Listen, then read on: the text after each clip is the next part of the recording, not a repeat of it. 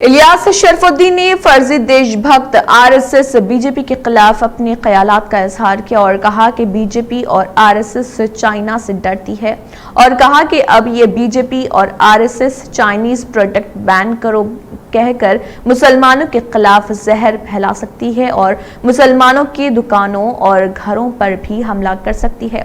बादजा उन्होंने मज़ीद तफसीलात बताई, देखिए उनका क्या कहना है। अस्सलामु अलैकुम वरहमतुल्लाहि वबरकातुहू। अल्लाह भारतवासियों की हर बला से, परेशानी, तकलीफ से हिफाजत करे और जो परेशानियां हमारे देश पर आए हैं अल्लाह उनका खातिमा फरमाए रब्बुल आलमीन। अल्लाह अकेला रब ही ये काम कर सकता है, उसी की कुदरत है। अब फर्जी देशभक्त के बारे में मैं कुछ कहने आया।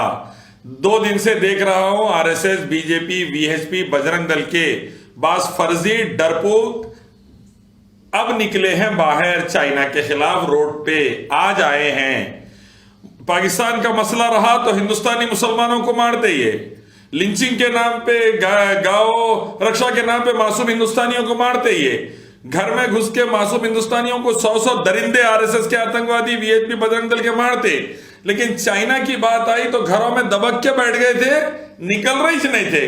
अब 2 दिन के बाद निकले कई को चाइना का खिलौना फोड़ने रोड पे, बाइकॉट चाइना बोल के टीवी तोड़ रही गुजरात में। अरे वाह, तुम लोगों के अंदर दम है ना, RSS, VHP, BJP, Bajrang Dal के, तो तुम्हारे अंदर वाकई दम है ना। बॉर्डर पे चलने की बात करो हमारे जैसा, चाइना से फेस टू फेस टक्कर लेके बीजिंग में घुसने की बात करो हमारे जैसा। डरपोक, 2 कौड़ी के फर्जी देशभक्त और इनके साथ गोदी मीडिया के चैनल वाले नंबर 1 के हरामिया, अर्नब गोस्वामी और आज तक के हरामिया अभी हमारी सेना के ऊपर इल्जाम रख दे रही, आज तक वाले, और चाइना के कंपनियों के एडवर्टाइजमेंट देते जा रही, वीवो और ये कंपनी और वो कंपनी।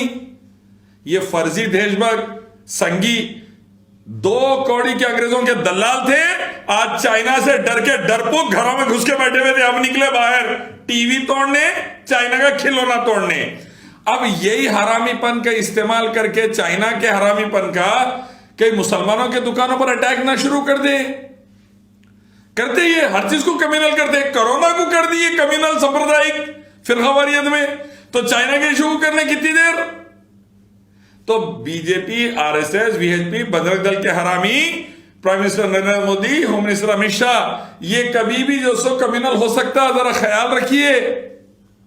ये कभी भी कम्युनल हो सकता है, जरा ख्याल रखिए, इस पर जरा ध्यान दीजिए।